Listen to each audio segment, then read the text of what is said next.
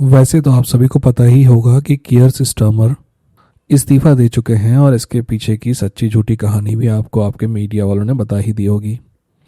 पर अगर आपको इस घटना के पीछे की सारी दुर्घटनाओं के बारे में समझना है और समझना है कि दुनिया की पॉलिटिक्स कैसे काम करती है और ये समझना है कि एक्चुअल में पावर किसके हाथ में होती है, तो ये वीडियो अंत तक देखेगा।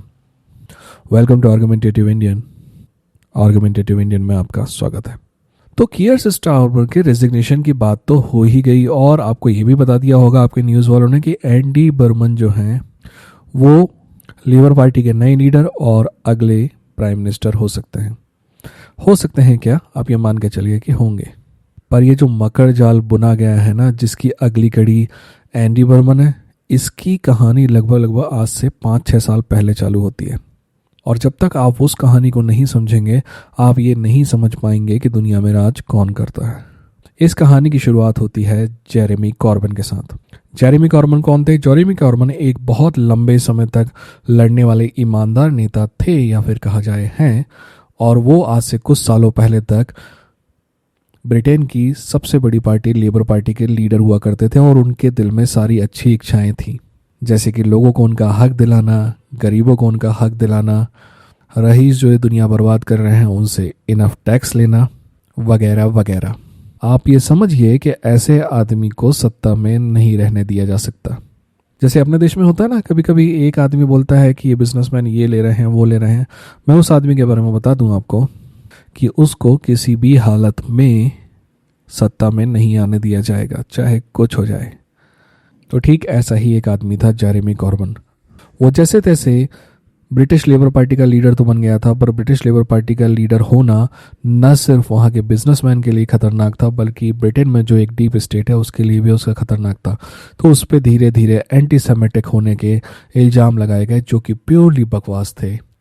पर आपको पता होना चाहिए कि ये दुनिया जैसा आप देखते हैं वैसी तो बिल्कुल भी नहीं है। इस दुनिया में हिंदुओं को गाली दी जा सकती है और इस दुनिया में एक रिवाज ही बन गया है मुसलमानों को गाली देने का। बट एक धर्म है जिसके लोगों के बारे में आप कुछ भी नहीं कह सकते। अगर कहते हैं तो आपको एंटी सेमाइट कह के आपका राजनीतिक बहिष्कार कर दिया जाएगा, चाहे वो सच्चा हो या झूठा। इस बात से फ़र्क नहीं पड़ता कि एंटीसेमिटिज्म के चार्जेस आप पे जो लगाए गए हैं वो सच्चे हैं या झूठे। फ़र्क इस बात से पड़ता है कि एक बार जब आपके ऊपर एंटी सेमेटिक होने का धब्बा लग जाए तो आपको भगवान भी नहीं बचा सकता। और यही जेरेमी कॉर्बन के साथ हुआ। इसी साजिश के तहत जेरेमी कॉर्बन को इस पार्टी से निकाला गया। जी हाँ, जेरेमी कॉर्बन एक समय लेबर पार्टी के लीडर थे और बाद में उन्हें उस पार्टी से ही निकाल दिया गया।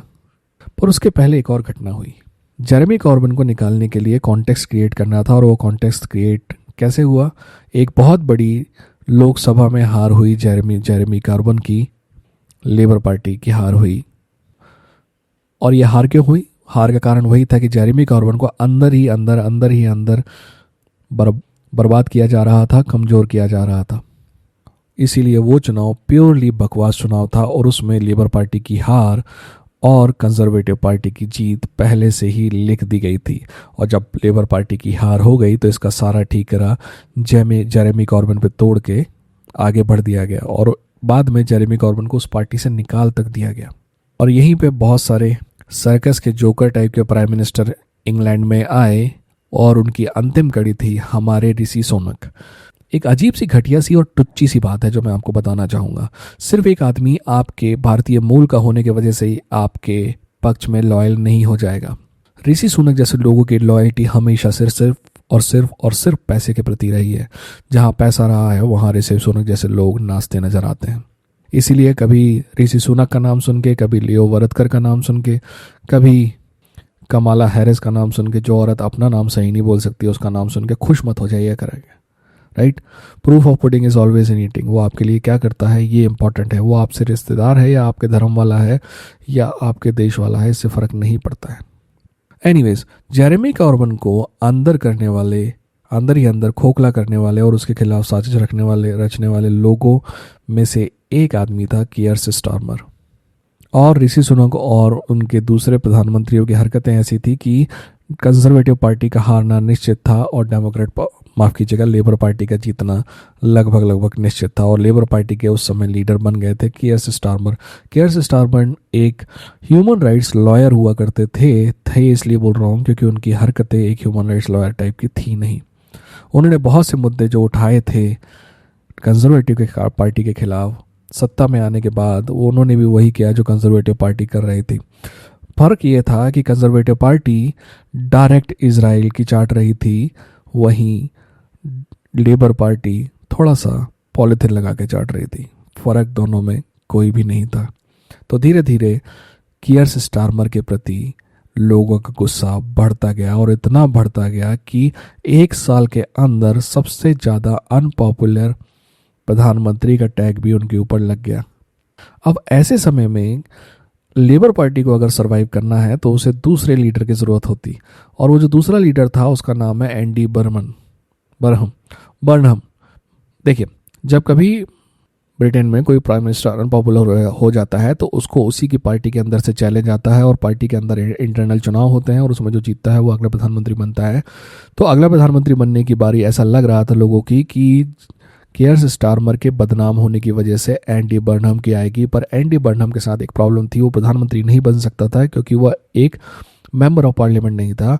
तो जैसा कि इंडिया में होता है, उन्होंने अपने एक मित्र मेंबर ऑफ पार्लियामेंट को गोली खिलाई और उसके बदले उन्होंने अपनी सीट से इस्तीफा दे दिया और उनके जगह पे एंडी बर्नहम ने चुनाव लड़ा और वो जीत गए।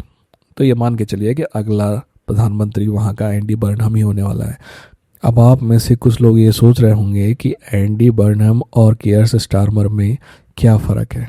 मैं आपको बता दूं कि इन दोनों में घंटा कोई फ़र्क नहीं है। जो पॉलिसीज़ कियर स्टारमर ने रखी थी वही पॉलिसीज़ एंडी बर्नहम भी जारी रखेंगे। और ये हो सकता है कि इजराइल के इशू में वो चाटना जारी रखें, पर चाटते समय शायद नाक में थोड़े से हाथ लगा लें। बस इतना सही फ़र्क आने वाला है, बाकी कुछ नहीं आने वाला है। ये जो वेस्ट के लोग आपको डेमोक्रेसी की जो लेक्चर देते हैं ना, इनमें से एक भी देश में एक्चुअल फंक्शनल डेमोक्रेसी नहीं है। चाहे ब्रिटेन में कंजर्वेटिव पार्टी हो, चाहे लेबर पार्टी हो, या नए ब्रिटेन वाली जो पार्टी आने वाली है वो हो, इनमें से कोई भी सत्ता में आए पॉलिसीज़ वही रहती हैं जो पहले थी। बस आपको बेवकूफ़ बनाया जाता है। सच तो यह है कि हमारा देश इस मामले में आज भी इन लोगों से बेहतर है, इसीलिए तो सत्ता चेंज नहीं होने दी जाती, क्योंकि शायद जो दूसरी पार्टी है अगर वो सत्ता में आ गई तो वो एक्चुअल में चेंज कर दे। इसीलिए मैंने कहा कि नहीं आने दिया जाएगा। एनीवेज, अपना ख्याल रखिए, अपनों का ख्याल रखिए और ध्यान रखिए, नॉलेज एक लौती ऐसी चीज़ है जो आपसे कोई चुरा नहीं सकता। Take care.